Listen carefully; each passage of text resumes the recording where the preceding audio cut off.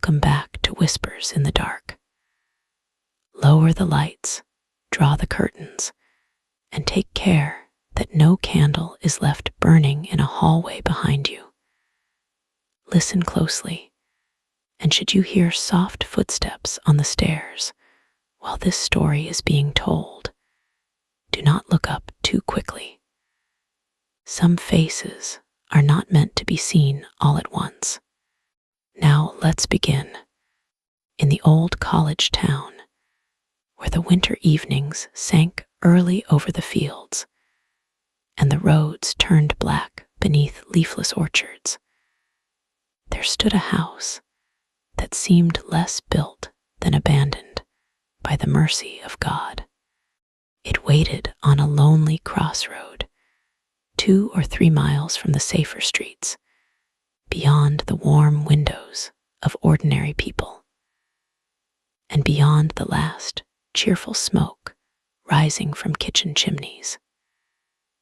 It was a large colonial dwelling, once handsome, once proud, once carved with delicate skill around door and cornice. But by the time the theology student first saw it, every grace it had possessed had curdled into menace. The paint had faded into the color of old bone. The shutters were fastened tight, not as if to keep weather out, but as if to keep something in. The orchard behind it stood on a rough embankment, its black branches tangled against the winter sky like veins torn from a giant body.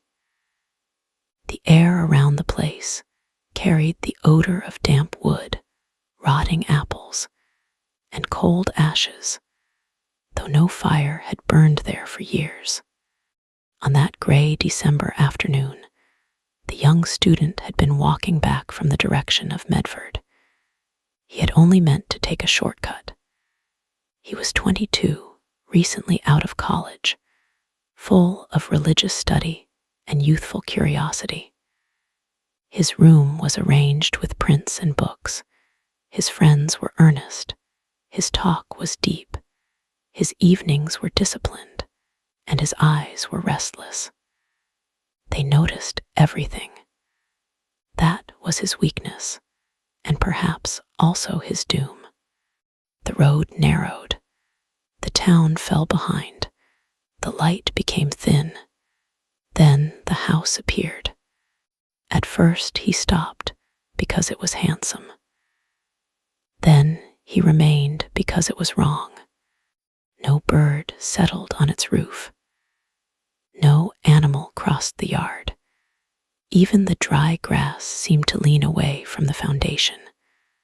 The windows had been blinded by shutters, but the student felt watched.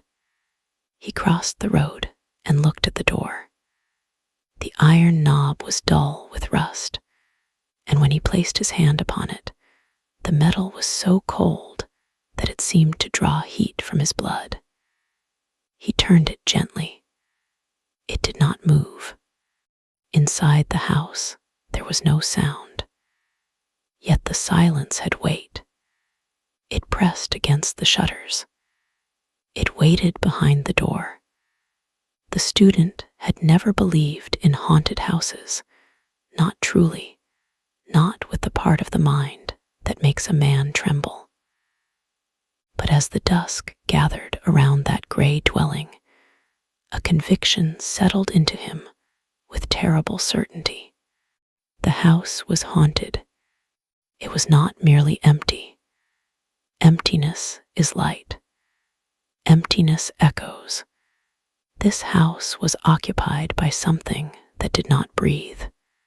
He walked around it, peering where narrow cracks in the shutters allowed slivers of darkness to show. In one crack, he thought he saw a room with sheeted furniture and a table in the middle. In another, he saw only blackness. At the back stood a well, its cover dark with damp, ringed by flat stones that looked like grave slabs.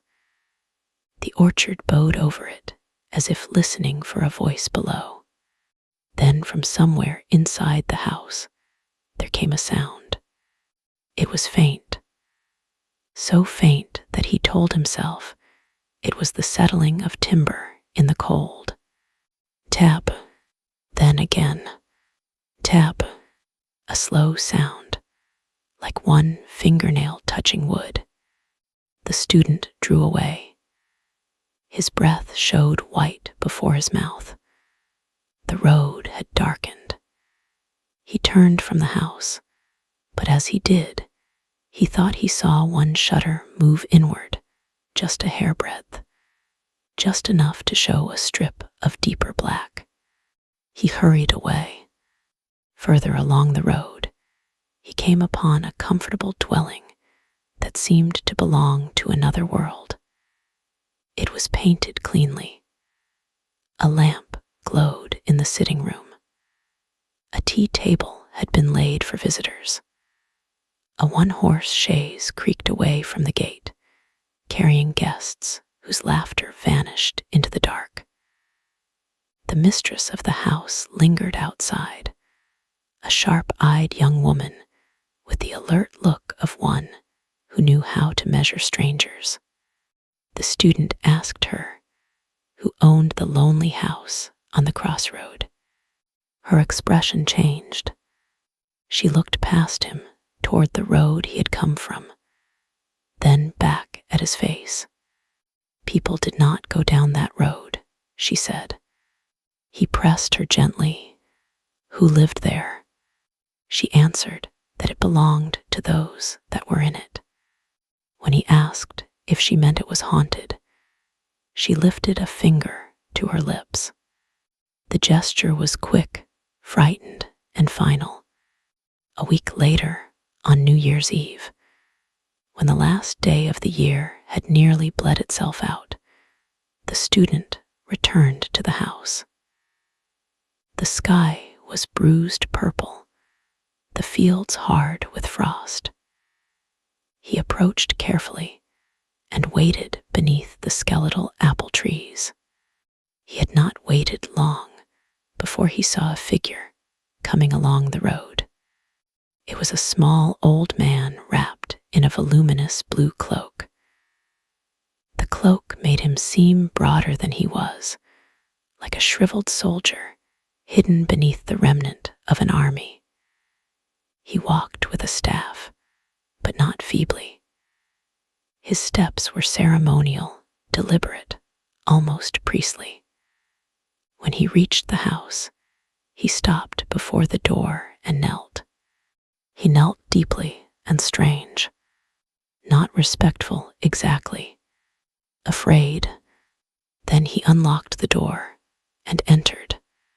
The student crept toward one of the shuttered windows. After a moment, a light moved within. It glimmered from room to room, shining through cracks in the shutters like the eyes of an animal waking in a burrow. The student pressed his face close to the wood and saw, through a narrow opening, the old man seated inside. He sat facing something the student could not see. His profile was rigid. His hands rested on his stick. On the wall behind him, his shadow climbed huge and distorted, the head thrown back, the cloak rising like wings. The flame trembled. The room was dim. Dust lay thick upon the furniture. Then another shadow seemed to move beyond him.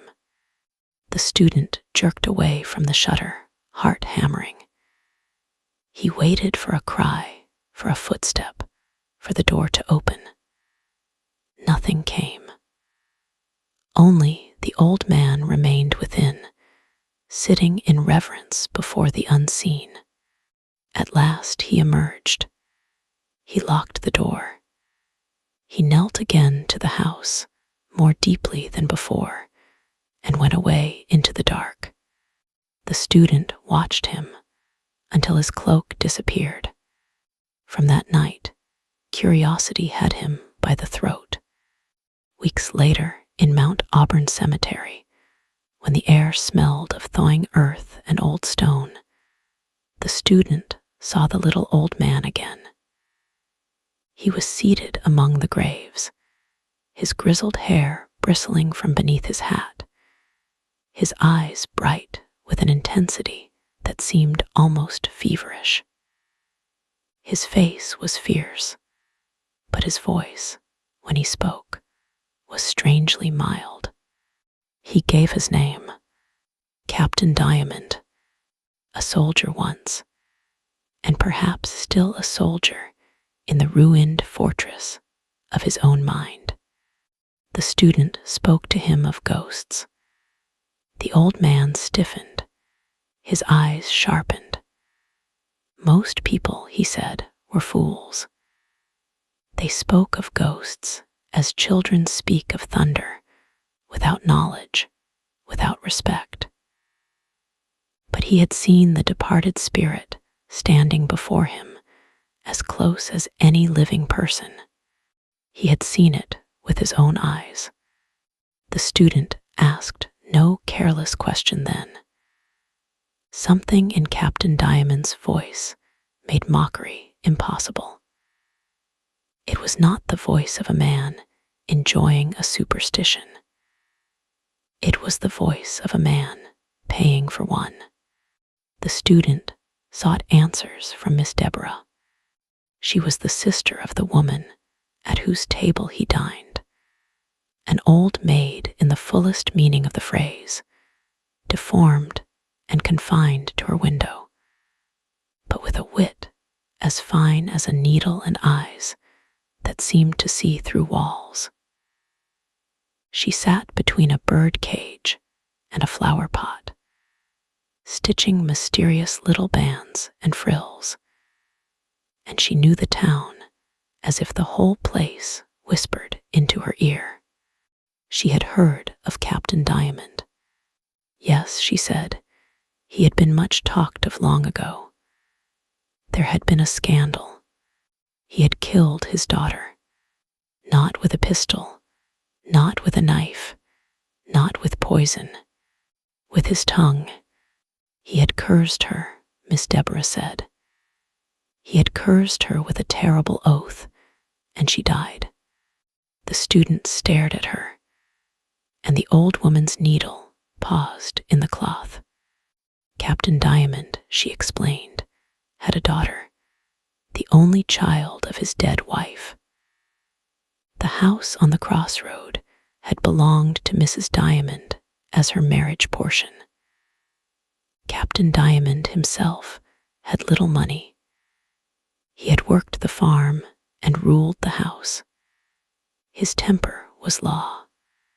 His daughter's obedience was expected as naturally as sunrise.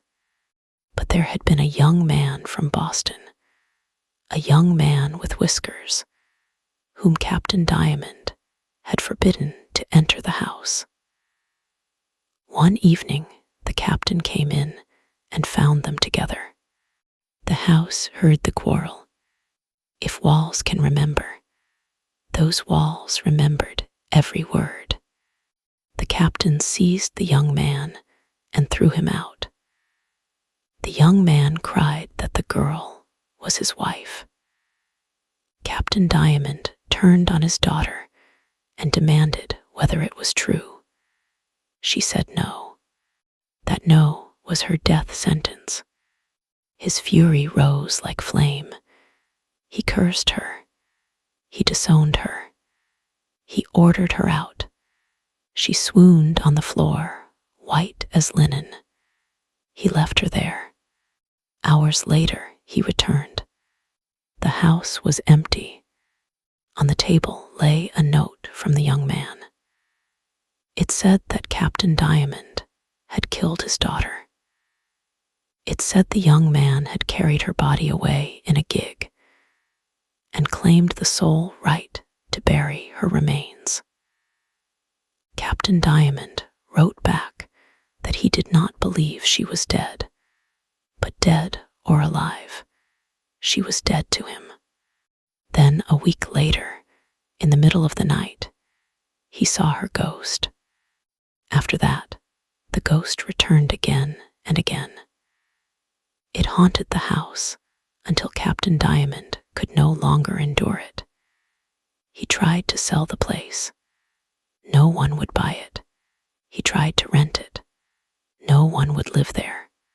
The story had spread. People had seen pale movement behind the shutters. People had heard a woman sobbing near the well.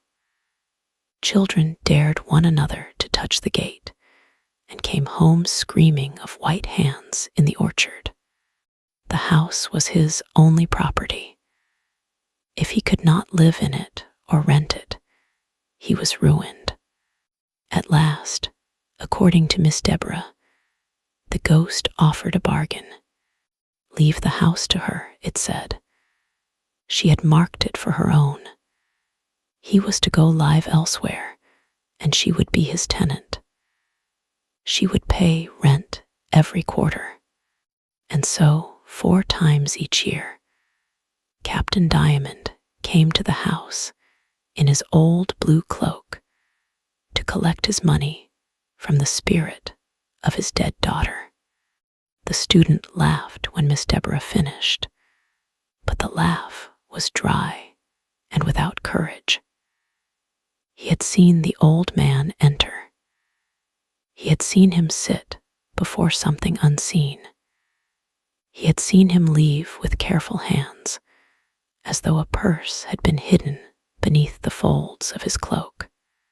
Miss Deborah added one more detail. The ghost paid in good American gold and silver, but every coin bore a date from before the daughter's death. That was the story.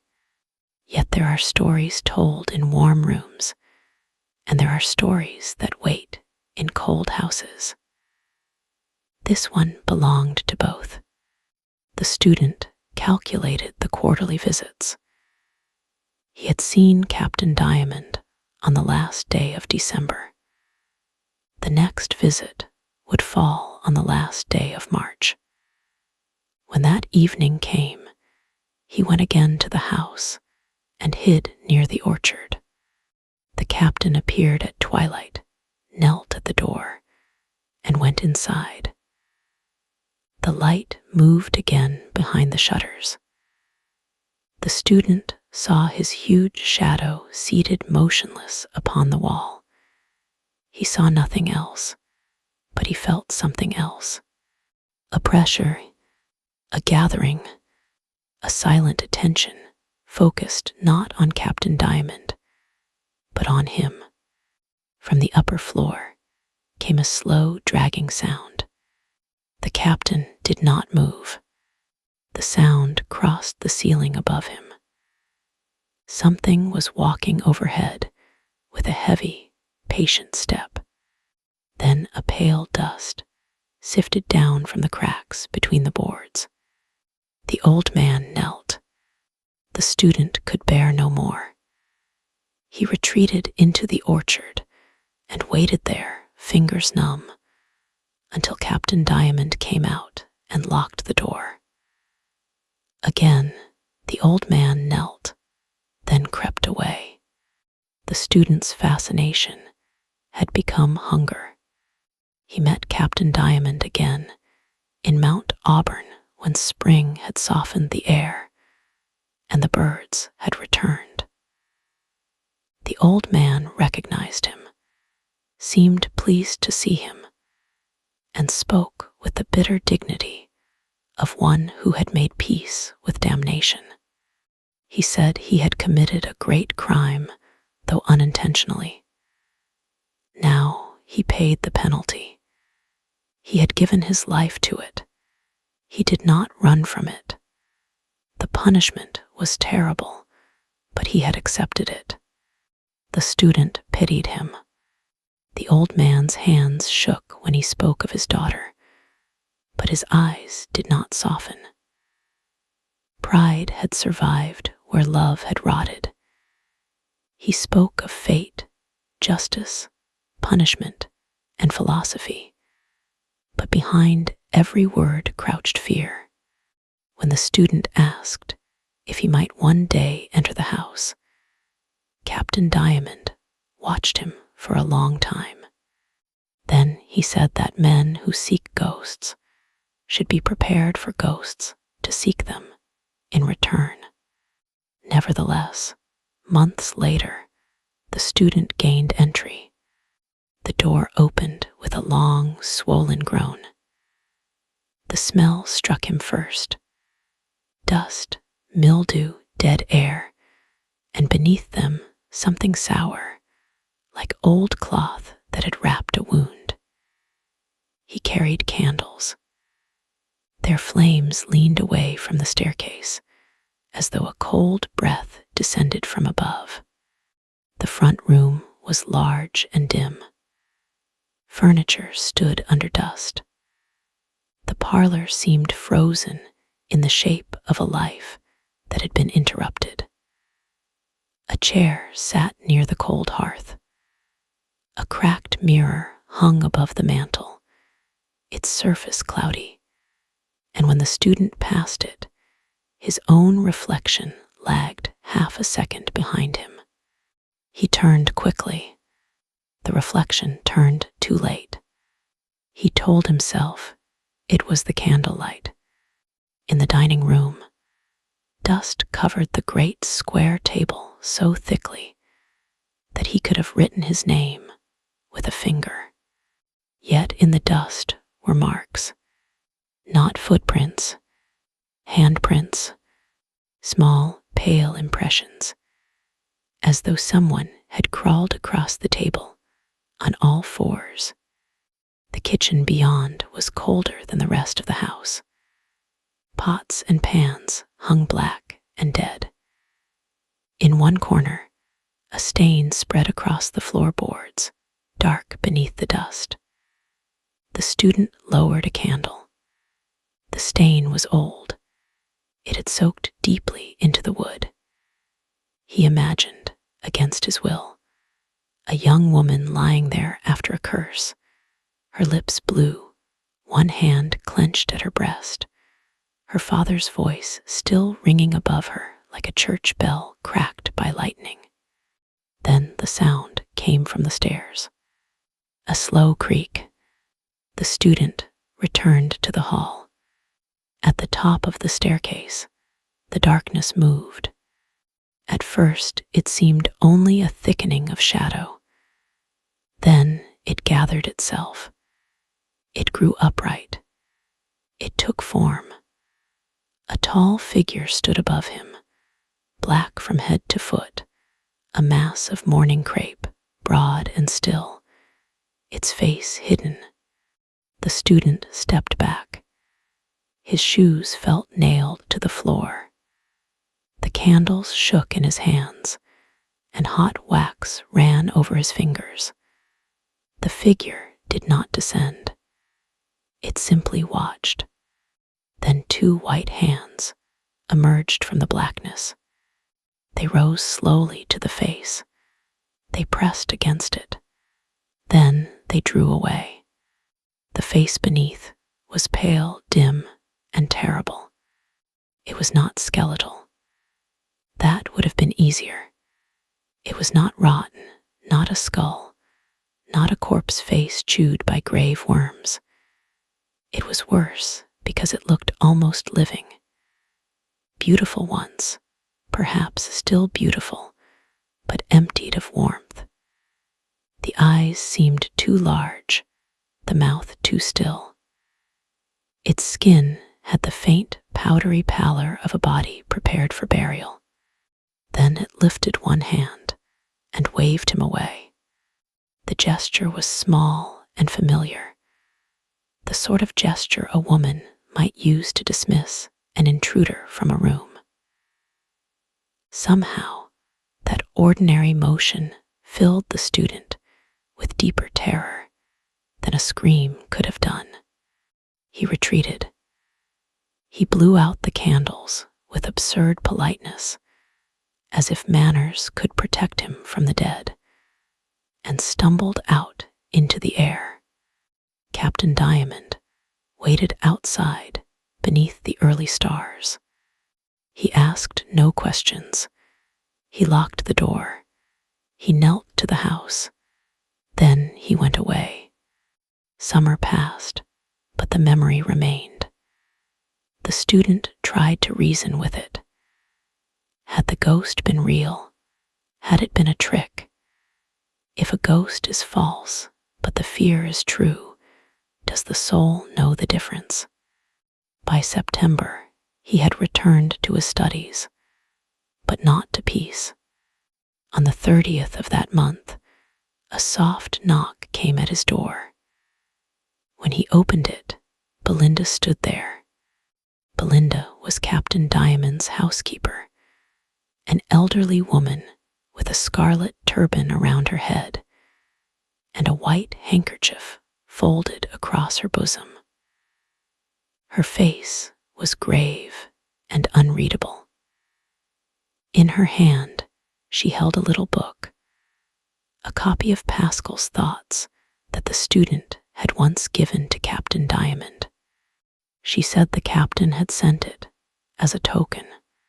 He was sick, very bad, all gone, she said.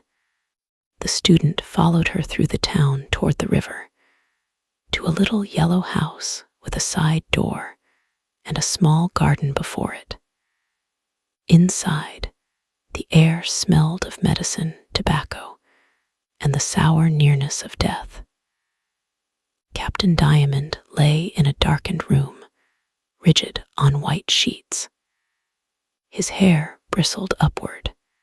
His eyes burned. He did not ask for prayer. He asked for rent. It was rent day, he said. Sunset sharp. He could not go. Someone else must go in his place. Belinda had refused. The student had been in the house before. The ghost might trust him. The amount was exact. $133. Old pieces, Captain Diamond whispered. All in old pieces. The student hesitated. The room itself pleaded for the old man. Everything was poor, neat, threadbare, and fatting. Whatever Captain Diamond had done, he was now a small dying creature in a bed, surrounded by the cracked furniture of punishment. At last, the student agreed. The captain gripped his hand with surprising force.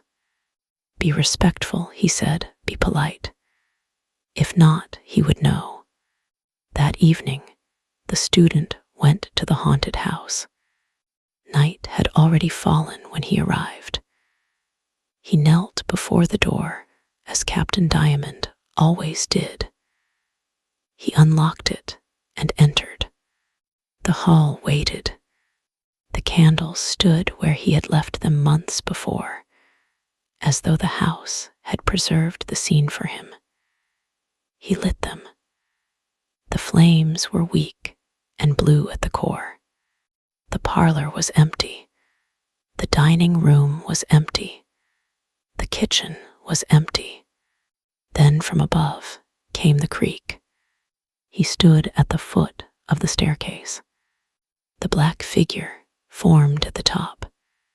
This time he spoke before fear could seal his mouth.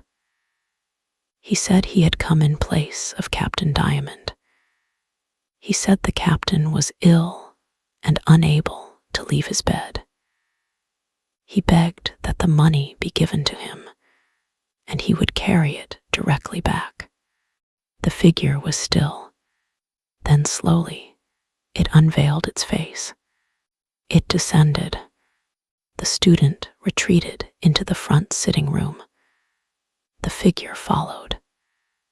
As it drew nearer, the candlelight changed everything. The ghost had a human face, a pale, sorrow-worn, painted face, but human. Its eyes were fine and dark, the very eyes of Captain Diamond.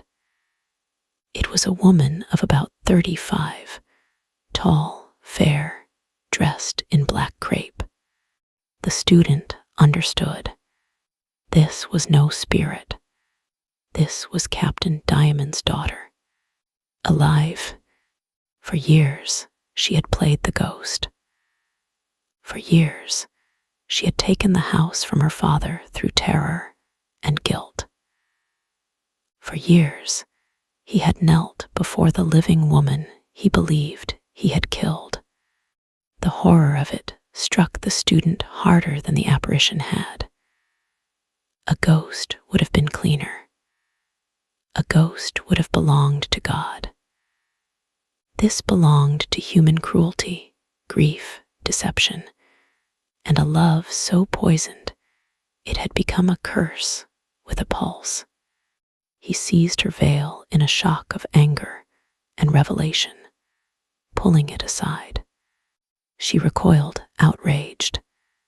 Her father had not sent him to insult her, she said. Her voice was trembling, but alive. She took a purse and flung it down. "There is your money," she said. Then she turned to leave. A moment later, a shriek tore through the house. It was not theatrical. It was not a woman pretending to haunt. It was the sound of a soul seeing its own judgment. The candle she carried crashed somewhere in the hall. She staggered back into the room, face emptied of blood, eyes wide with an animal terror. "My father," she cried. The student demanded where. "In the hall," she said, "at the foot of the stairs." He answered that her father was in his own house, in his bed, very ill. She seized his arm. "He is in white," she whispered, "in his shirt. It is not he." The student tried to pass her, but she clung to him. Her fingers dug into his sleeve. She asked if Captain Diamond was dying. He could not answer quickly enough. She moaned and covered her face. She had seen his ghost. The words seemed to awaken the house. A thud sounded in the hall. Then another. Something heavy was dragging itself toward the room. The daughter froze. The student turned. In the doorway, for one instant, he saw a figure low to the ground, pale and crooked, as if an old man in a nightshirt had fallen and was crawling with broken limbs. Its head lifted. The face was Captain Diamond, but stretched by death into a grin of yellow gums and black hollows. Its eyes were open too wide. Its mouth worked silently. The candlelight flickered. The thing vanished. The daughter sobbed once, a dry, broken sound. "Take me away," she said. "Not through the hall, the back door." They fled through the scullery and into the orchard. Behind them, inside the house, something began to knock against the walls. Tap, tap, tap. Not one fingernail now, but many. The well waited beneath the apple trees. The daughter gathered her black drapery around her. Beneath the stars, she no longer looked like a trickster. She looked like a woman who had spent half her life pretending to be dead, and had only now discovered that death had believed her. The student asked why she had done it. She answered that it had been the only way. Had her father not forgiven her? So long as he thought her dead, yes. There had been things in her life he could not forgive. He asked about her husband. She said she had none. She had never had one. Then the young man from Boston had lied, or she had lied, or both. The old story, like the house, had too many locked rooms. She would say no more. She asked him to tell her the next day what he found at her father's house. He was to write a few words and place them beneath one of the flat stones near the old well. Everything was arranged, she said. It was an old story. Then she walked away by another road, and as the dark swallowed her black dress, she became again what she had pretended to be, a ghost. The student went straight to the little yellow house near the river. Belinda sat outside Captain Diamond's room with folded arms. How was he? The student asked. Belinda rose, and a strange sound came from her throat, half laugh and half lament. He has gone to glory, she said. The student entered. Captain Diamond was dead. He lay rigid and still, his face sharpened by its final escape. The bristling hair seemed less fierce now. The mouth had collapsed inward. One hand lay outside the sheet, fingers bent like claws around nothing. There was no peace in the room, only ending. The purse of old coins felt heavy in the student's pocket. $133, paid to a dead man by a daughter who had pretended to be dead. While the dead man's ghost walked the hallway to claim the truth. That night the student could not sleep. He turned and rose and paced. Near midnight, he looked through his window and saw a red glow in the northwestern sky. A house was burning in the country. He knew at once which house. He remembered the candle dropped in the hall. He remembered the crash. He remembered the crawling shape. He remembered the tapping that followed them as they fled. By morning, he walked back to the crossroad with the letter he had promised to leave. The haunted house was gone. Only charred beams remained, black and twisted against the pale morning. Smoke rose from the ruins in thin gray threads. The orchard smelled of wet ash and burned apples. Neighbors had dared the place at last, tearing the cover from the well in search of water, trampling the ground into mud, scattering the flat stones. The stone beneath, which he was to leave the letter, had been displaced. The well stood open. The student approached it slowly. The water below was dark. Bits of ash floated on its surface. Something pale moved there, turning gently. At first, he thought it was cloth. Then he saw fingers. A hand drifted just beneath the water, white, swollen, and delicate.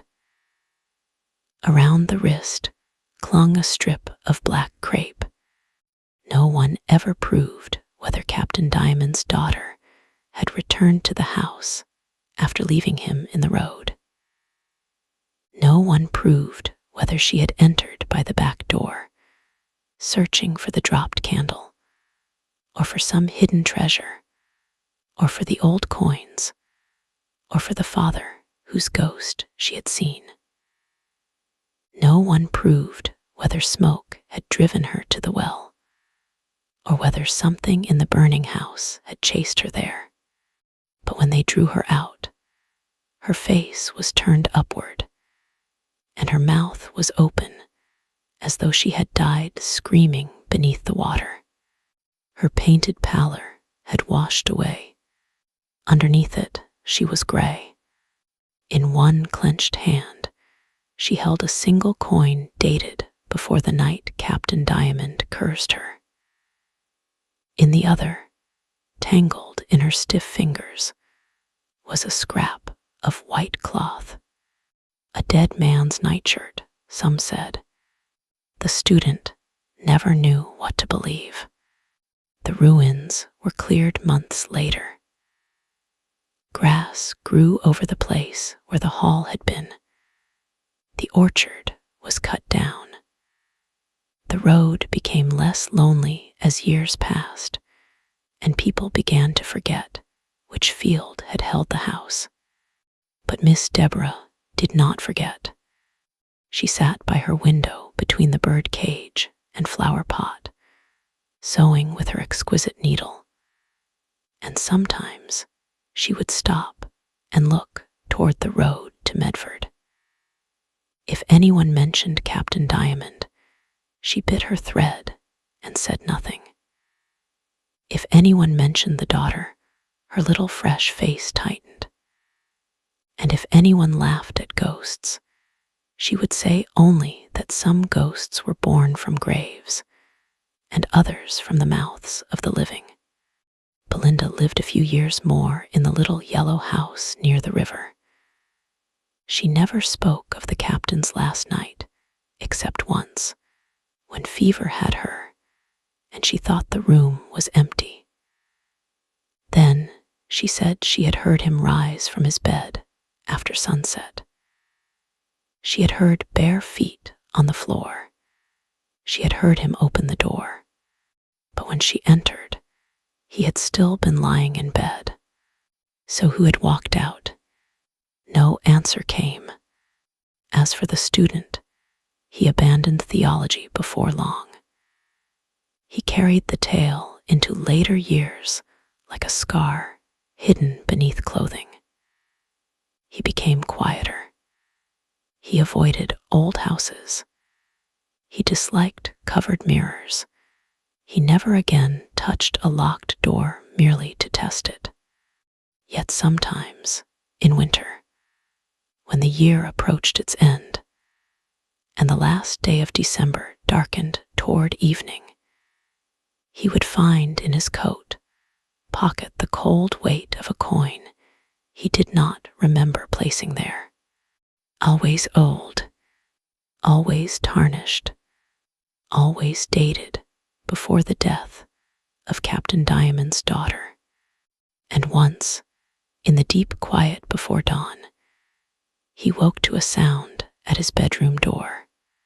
Tap, tap, tap. He did not answer. The sound came again, patient and polite. Then a woman's voice whispered from the other side, "The rent is due. Thank you for listening." If this tale kept you company in the shadows, leave a like, subscribe for more haunted stories, and share it with someone who enjoys old houses, cursed families, and ghosts that may not be ghosts at all. Good night. Whispers of a love so true, painting dreams of me and you. And I'll hold you close in this moment so divine.